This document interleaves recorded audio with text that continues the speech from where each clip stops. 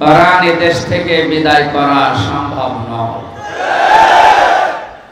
আল্লাহ রাব্বুল আলামিন বলেন, ইন্না নাহনু নাযালনা যিকরা ওয়া ইন্না লাহু লাহাফিজুন। এই কোরআন নাযিল করেছি আমি আল্লাহ, এর হেফাজতের যতটুকু দায়িত্ব পুরাটাই আমি আল্লাহর হাতে আমি নিয়েছি। লক্ষ্মীপুরবাসী, এই কোরআনে কারিমের মালিক আমরা না, এই জমিনেরও মালিক আমরা না, এই কোরআনের মালিক আমাদের আল্লাহ, জমিনের মালিকও আল্লাহ। এই জমিনে আমরা যারা আছি মুসলিম পরিচয় দেই, ইব্রাহিম আলাইহিস সালামের সন্তান দাবি করি, মুহাম্মদ রাসূলুল্লাহর উম্মত যারা আমরা দাবি করি, তারাই কোরআনের খাদেম। একমত আছেন না এই শব্দে? আমরা কেউ কে বলি যে আমরা কোরআনের মালিক? আমরা কোরআনের খাদেম। বিভিন্ন ভাষায় এই শব্দটা বলা হয় যে আমরা চাকর, আমরা কামলা, জন মনীষ, লেবার যাই বলে। একজন মানুষ মনে করেন কামলা নিয়েছে 6 জন, দায়িত্ব দিয়েছে যে 1 বিঘা জমি তোমরা সারাদিন ধান লাগাও, বিকাল 5টার সময় তোমাদের বেতন দেওয়া হবে। সারাদিন আমরা কষ্ট করে লাগালাম, বিকাল 5টা বাজার 10 মিনিট আগে 4-5 জন মস্তান এসে বলছে, না এ ধান আর লাগানো যাবে না, যেগুলো লাগিয়েছিলাম আরো তুলে ফেলতেছে। অন্তত আমরা কামলা যারা আছি, বিবেক যদি আমাদের থাকে, মনসত্ব থাকে, আমাদের যদি মাথায় মগজ থাকে, শরীরের শক্তি যাই থাকুক না কেন, বলা লাগবে ভাই মাস্তান আর একটু পরে কাজগুলো করে, আর 10 মিনিট পরে আমার কাজ শেষ হয়ে যাবে। এরপরে মালিক আমাদেরকে বেতন দিয়ে দেবে। এই বেতন দিয়ে আমার শরীর, আমার সংসার, আমার পরিবার চলবে। এই ধানগুলো যদি আপনি এখনই তুলে ফেলেন, তাহলে মালিক আমাদের বেতন দেবে না, কারণ এই জমিনের মালিকও আমরা না, এই ধানের মালিকও আমরা না, আমরা শুধু কামলা। আমরা কি? এরপরেও যদি মাস্তানরা বলে না এ জমিনের ধান সব তুলে ফেলবো, আমার মনে হয় আমরা যারা কামলা আছি জীবন দিয়ে হলেও তাদেরকে 10 মিনিট পর্যন্ত বাধা দিয়ে রাখা লাগবে। কারণ বিকাল 5টা না বাজলে মালিক আমাদের বেতন দেবে না। বেতন না পেলে আমাদের সংসার, আমাদের শরীর চলবে না। এটা যেভাবে বুঝলেন, বিকাল 5টা মানে জীবনের শেষ দিন। 5টা মানে বেতন মানে আমাদের জান্নাত। এ জমিনে কোরআনে কারিমের খাদেম যেহেতু আমরা, যতদিন অন্তত জীবনের শেষ দিন না আসে, এর মাঝে যদি কেউ কোরআনে কারিমের গায়ে হাত দেয়, তুলে ফেলতে চায়, অবশ্যই তাকে যে কোনো কায়দায় বাধা দেওয়া লাগবে। এ বাধা দিতে গিয়ে যদি মারামারি হয়, বলেন বলেন, যদি রক্তপাত হয়, যদি মেরে ফেলা লাগে, আমরা কিন্তু এরকম চাই।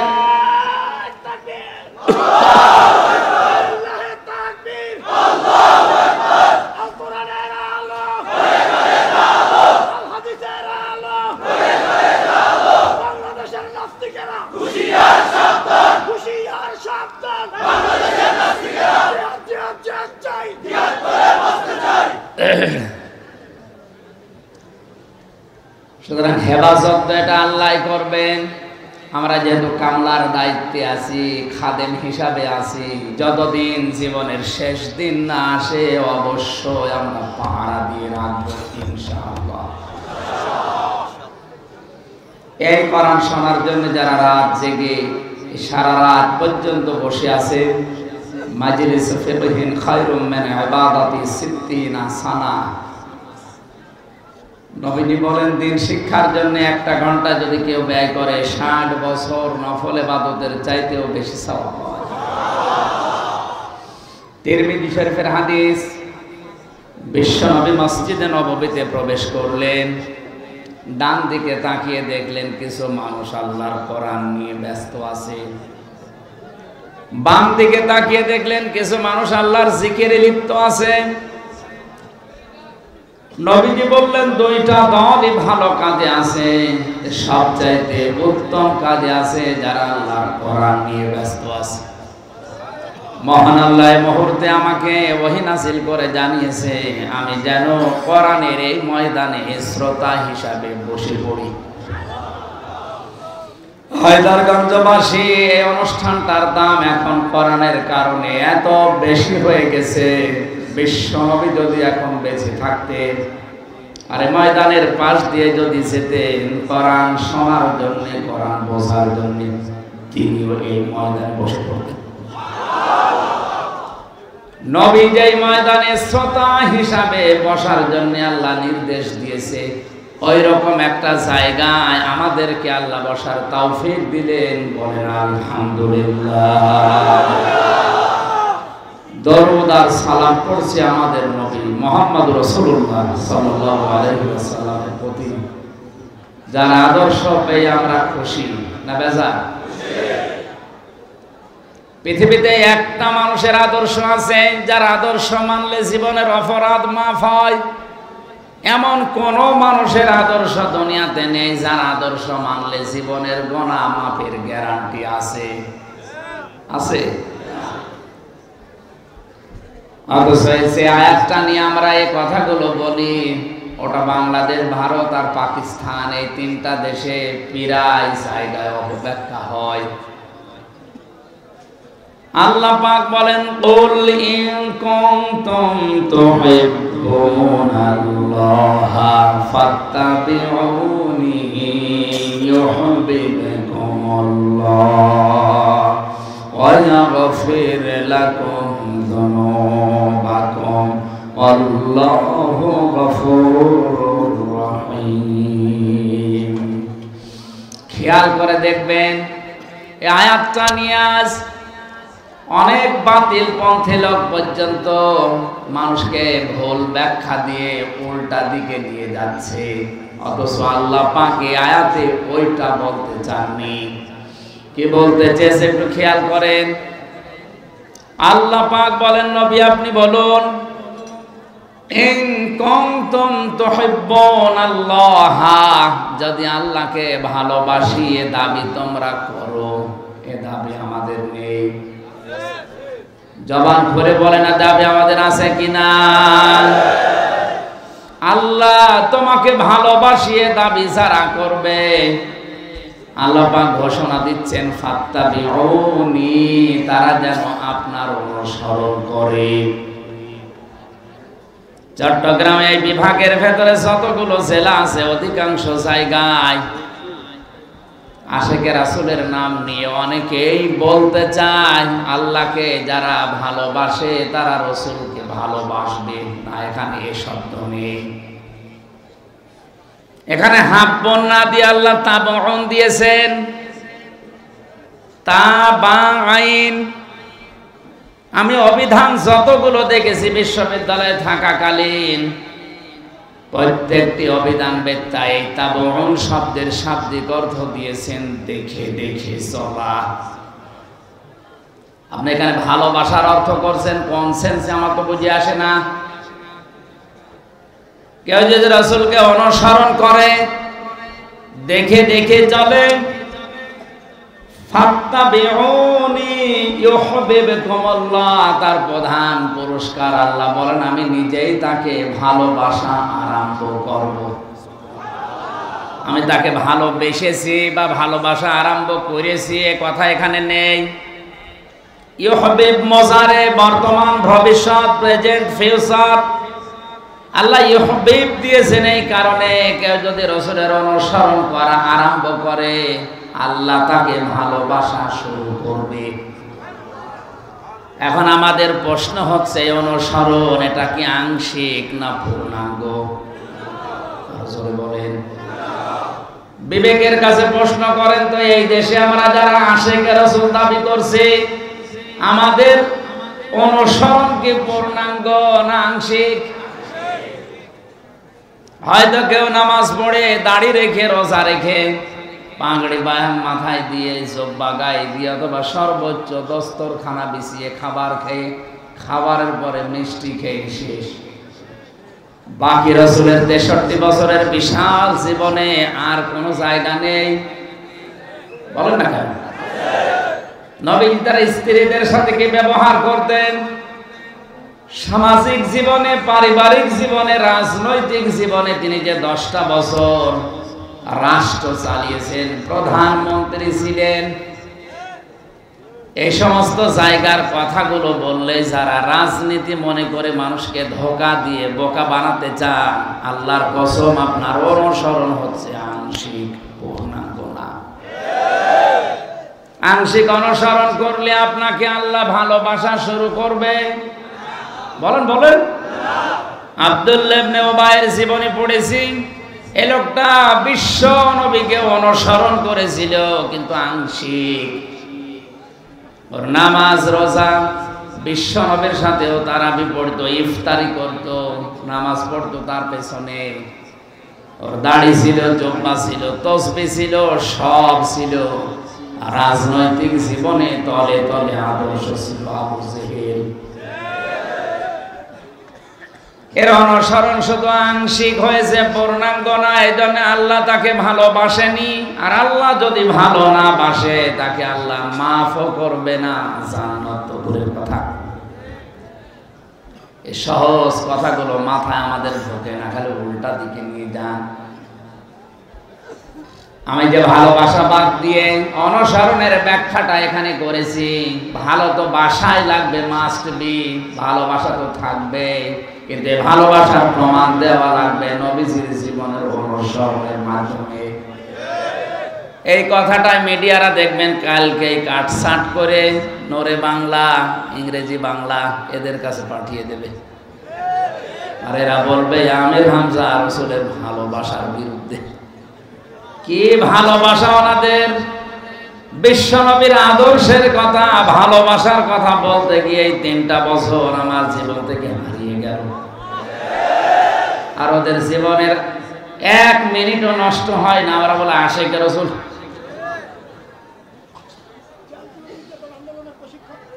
লক্ষ্যে পরবাসী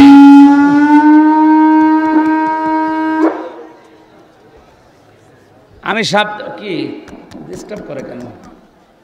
শব্দটা বোঝানোর জন্য যে বিষয়টা নিয়ে এসেছিলাম, আমি আয়াত পড়ার পরে, ব্যাখ্যা পড়ার পরে আমার যতটুকু ধারণা বা আমার যে বিশ্বাস, এই বাংলাদেশে অনেক পীর, অনেক আলেম, অনেক মুসলমান আংশিক অনুসরণ করার কারণে আল্লাহর ভালোবাসা এখনো পাওয়া আরম্ভ করেনি। এর ভেতরে আমরা নেই, আসতে বল। এজন্য আমাদের অনুসরণ করা লাগবে আংশিক না পূর্ণাঙ্গ। হাদিসের দিকে তাকালে দেখি নবীজির 2 জন চাচাকে আল্লাহ জান্নাতি বলে ঘোষণা দিয়ে দিয়েছেন। রাদিয়াল্লাহু আনহুম ওয়া রাদু আন। যে 2 জন চাচার ব্যাপারে এই আয়াতটা, যারা এই আয়াতের ভেতরে শামিল, তারা হচ্ছে হযরতে আব্বাস, হযরতে হামজা রাদিয়াল্লাহু তাআলা আনহু।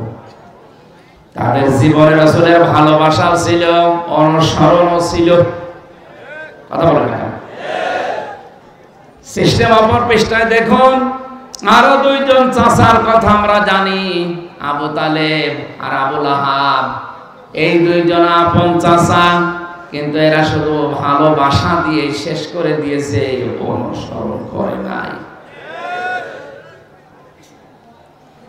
আপনার কি বিবেকে এখনো নাড়া দেয় না? নবীর আপন চাচা 2 জন জান্নাতি, 2 জন জাহান্নামী, শুধু ভালোবাসা দিয়ে অনুসরণ না করে জাহান্নামী। হে নবী, আপনি বলেন তোমরা অনুসরণ করো, আনুগত্য করো, দেখে দেখে চলো আমি আল্লাহর বিধানকে, আমি রাসূলের আদর্শকে।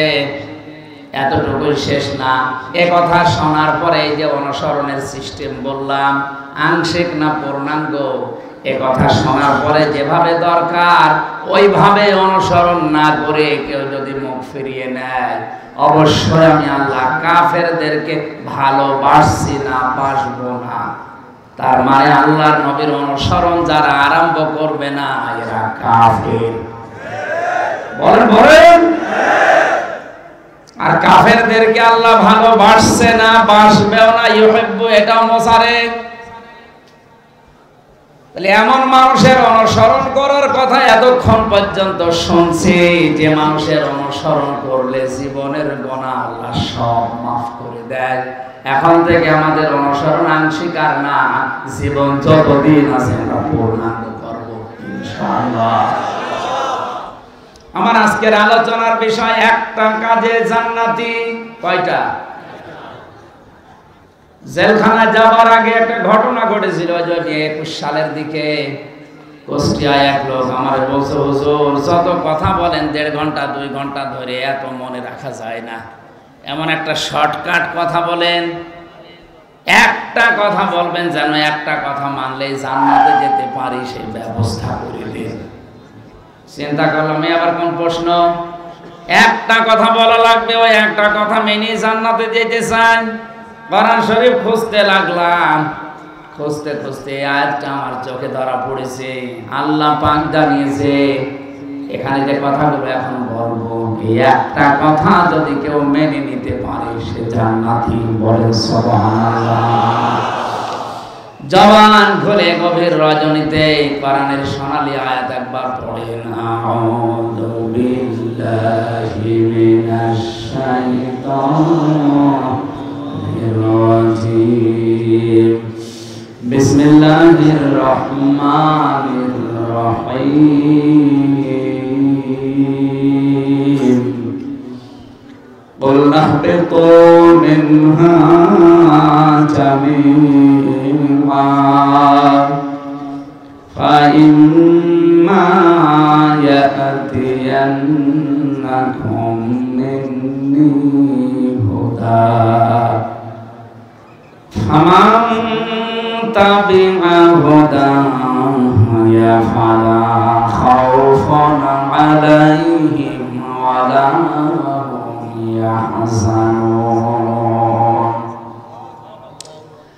আল্লাহ পাক বলেন, আমি বললাম যাও তোমরা সবাই নেমে যাও আমার জান্নাত থেকে। কথাগুলো বোঝার চেষ্টা করেন। 2 জনকে আল্লাহ নামিয়েছিলেন, খুব বেশি হলো 3 জন। হযরতে আদম, হযরতে হাওয়া, পাশাপাশি শয়তান। কয়জন? আল্লাহ যে এখানে জামিআ দিয়েছেন, মুফাসসির লিখেছেন হযরতে আদম এবং হাওয়া, এই 2 জনকে আল্লাহ শুধু উদ্দেশ্য করেননি, কিয়ামত পর্যন্ত যত সন্তান আদমের আসবে তারাও এই জামিয়ার ভেতরে শামিল। বলেন সুবহানাল্লাহ। যেহেতু আমরা আদমের সন্তান নাকি, এই কথাটা ভুলিয়ে দেওয়ার জন্য আজ অনেক নাস্তিক মুরতাদেরা আমাদের শিক্ষা ব্যবস্থায় পর্যন্ত এটা চালিয়ে দিতে চায় যে আমরা আদমের সন্তান না, আমরা বানরের সন্তান।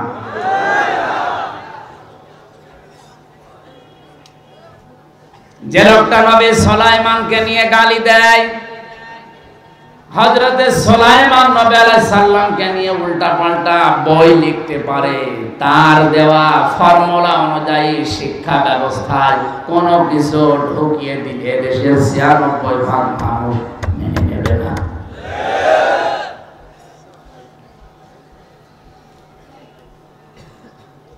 আপনি হয়তো বানরের সন্তান হতে পারেন, আপনার পূর্বপুরুষ থাকতে পারে, কিন্তু আমরা ওটা স্বীকার করি না। আমাদের কোরআন জানিয়েছে আমরা আদমের সন্তান।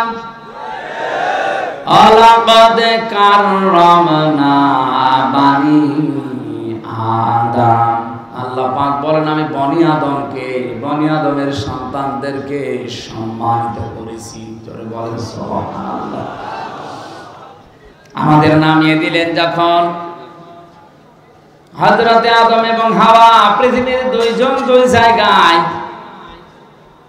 আল্লাহ পাক তাদেরকে জানিয়ে দিলেন, আফসোস করা, দুঃখ করা, হয়তো হতাশা এগুলো ঘিরে ধরেছে তোমাদেরকে, কোনো অসুবিধা নেই। ফাইম্মা ইয়াতিয়ান্নাকুম মিন্নি হুদা, আমার পক্ষ থেকে যুগে যুগে হেদায়েত যাবে, পথ নির্দেশিকা যাবে।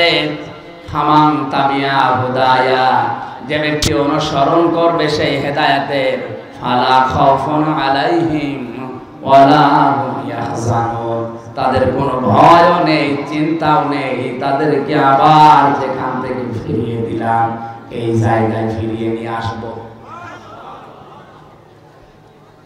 যে হেদায়েত পাঠিয়েছেন যুগে যুগে, তার ভেতরে সর্বশেষ হেদায়েতের নাম আল কোরআন, আল ফুরকান। কথার জবাব দেন না কেন? সর্বশেষ হেদায়েতের নাম কি? আল কোরআন, আল ফুরকান। কোরআনে কারীম যদি এখন সর্বশেষ হেদায়েতের এই কিতাব থাকার পরে, পাওয়ার পরে কেউ কোরআন থেকে সত্য মিথ্যা পার্থক্য করে বাকি জীবন চালাতে না পারে, আল্লাহর কসম ওর কপালে আর হেদায়েত বলে কিছু নেই। এবার গুরুত্বপূর্ণ একটা তথ্য বলবো, ভালো করে খেয়াল করে। আল্লাহ রাব্বুল আলামিন কোরআনে কারীমকে শুধু কোরআন নাম দিয়েই ছেড়ে দেননি, ৫৫টার উপরে নাম পেয়েছি আমি। তার ভেতরে অন্যতম নাম হচ্ছে আল ফুরকান, সত্য মিথ্যার পার্থক্যকারী কিতাব এই কোরআন। শাহরু রমাদান আল্লাযী উনজিলা ফীহিল কুরআন হুদাল লিন-নাসি ওয়া বায়্যিনাতিম মিনাল হুদা ওয়াল ফুরকান। আল্লাহ পাক বলেন, এই যে রমজান মাস, এ মাসে আমি কোরআন নাযিল করলাম হেদায়েতের পথ নির্দেশিকা দিয়ে, স্পষ্ট দলিল আর প্রমাণ দিয়ে। এটা সত্য মিথ্যা পার্থক্যকারী। আমি আয়াতের তাফসিরে টিকায় দেখেছি, কোরআন পাওয়ার পরে সর্বশেষ হেদায়েতের এই মশাল, এই কিতাব, এটা পাওয়ার পরেও যদি কেউ সত্য মিথ্যার পার্থক্য করে বাকি জীবন চালাতে না পারে, ওর জীবন আল্লাহর ভাষায় ব্যর্থ। আমরা ব্যর্থ হতে চাই? আরো জোরে বলেন। এই যে ফালা খাউফুন আলাইহিম ওয়ালা হুম ইয়াহজানুন, আল্লাহর এই হেদায়েতকে যারা অনুসরণ করবে, দেখে চলবে, তাদের কোনো ভয় নেই, চিন্তা নেই। দাও খোদা দাও আমায় আবার ওমার দারাজ দিন, দাওয়ালের মতো বীর সেনানি জাগাতে নিখিল। দাও খোদা দাও আমায় আবার ওমার দারাজ দিন। হামজাকে দাও ঘরে ঘরে জীবন দিতে অকাতরে। হামজাকে দাও ঘরে ঘরে জীবন দিতে অকাতরে। আবার কাবা ভাঙতে এলে পাঠাওয়া বাবিল। দাও খোদা দাও আমায় আবার ওমার দারাজ দিন।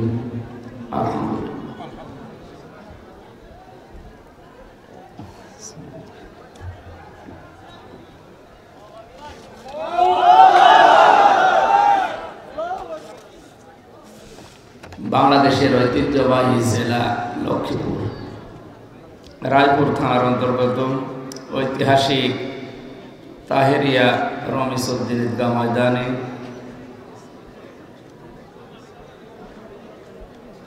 আওলাদে রাসূল সাল্লাল্লাহু আলাইহি ওয়াসাল্লাম হযরতুল আল্লামা সাইয়্যিদ তাহের আহমদ জাবেরি আল মাদানী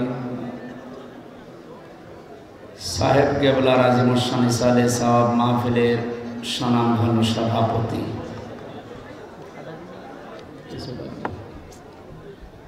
কিছুই লাগবে না, মাহফিলের প্রধান অতিথি, বিশেষ অতিথিবৃন্দ, 3 দিন ব্যাপী অনুষ্ঠানে যে সমস্ত আলেমরা কোরআন এবং হাদিস থেকে আলোচনা করেছেন, রাফা'না লাকা যিকরাক, আলেমদের মর্যাদা কামনা করছে আল্লাহ যেন দুনিয়া আখিরাতে বাড়িয়ে দেয়। মঞ্চে বসা সম্মানিত ব্যক্তিবর্গ, সামনে বসা মুসলমান ভাইরা, পর্দার আড়ালের সম্মানিত মা এবং বোনেরা, প্রশাসনের ভাইরা, প্রাণপ্রিয় লক্ষ্মীপুরবাসী, দল মত নির্বিশেষে কোরআনের এই অনুষ্ঠানে সারা রাত জেগে যারা কোরআন শোনার জন্য বসে আছি, খুশি হয়ে বলছি আলহামদুলিল্লাহ। এখান থেকে একটা মেসেজ এদেশের রাম আর বামদের আমরা দিতে চাই যে জাতি কোরআনে কারীম শোনার জন্য, শুধুমাত্র শোনার জন্য সারা রাত জেগে এভাবে খেয়ে না খেয়ে বসে থাকতে পারে, সেই জাতির কাছ থেকে কোরআন ছিনিয়ে নেওয়া সম্ভব না। শিক্ষা ব্যবস্থার মাধ্যমে কিছু মানুষ আল্লাহর কোরআনের নিয়ম নীতি তুলে দিয়ে এমন এমন কিছু লাগিয়েছে, এটা যদি সত্যি বাস্তবে রূপ নেয়, আমার ধারণা অনুযায়ী বলছি, আগামীতে এ দেশ জারজে ভরে যাবে। ক্লাস 7-এর একটা বইয়ের পৃষ্ঠা পড়লাম, শরীফ থেকে শরীফা। একটা ছেলে সকালে শরীফ আছে, বিকালে বলছে আমি শরীফা। এটা যদি রাষ্ট্রীয়ভাবে কায়েম করতে পারে, মহিলা হোস্টেলে তাকে সিট দেওয়া লাগবে। ও যতই শরীফা নামে দাবি করুক, জিনিস তো আছে শরীফ। যে হোস্টেলে আপনার মেয়ে আছে, আপনার বোন আছে, কথা বলে না কেন? এ বেটা শরীফা যাই হোক, এ শরীফ যদি ওই জায়গায় সিট নিয়ে থাকে, এখানে কি পরবর্তী প্রজন্ম যেগুলো আসবে ঠিক থাকবে? আমি নিচে আর নামলাম না। এই জন্যই আমরা বিরোধিতা করছি। আশা করছি যারা দায়িত্বে আছে তাদের সভাপতির উদয় হবে। রবিল মাশরিকাইন ওয়া রবিল মাগরিবাইন আল্লাযী খালাকা কুল্লা শাইইন যাওজাইন ওয়া আওজাবা আলাইনা আল-ইহসানা বিল ওয়ালিদাইন লা শারীকা লাহু وأشهد أن محمدا عبده ورسوله سيد الكونين صلى الله عليه وعلى آله وصحبه وأتباعه أجمعين ليلا ونهارا في الطرفين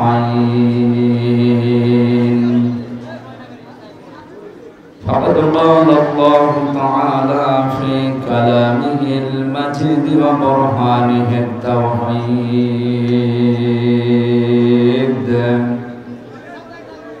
জবান করে পড়েন আউযু বিল্লাহি মিনাশ শাইতানির রাজিম বিসমিল্লাহির রহমানির রহিম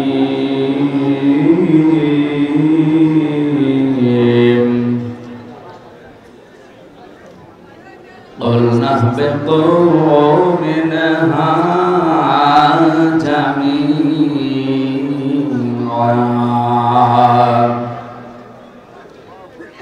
فإما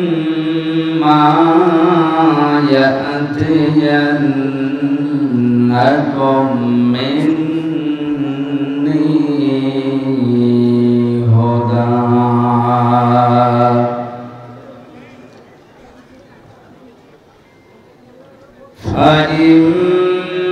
فإما يأتينكم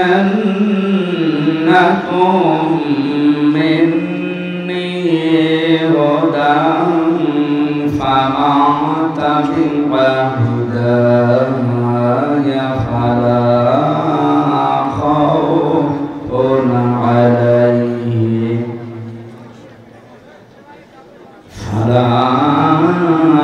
خوف عليهم ولا هم يحزنون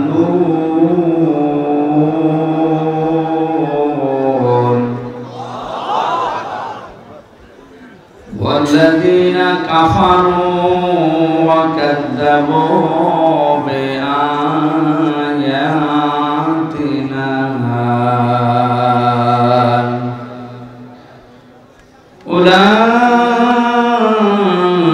أولئك أصحاب النار هم فيها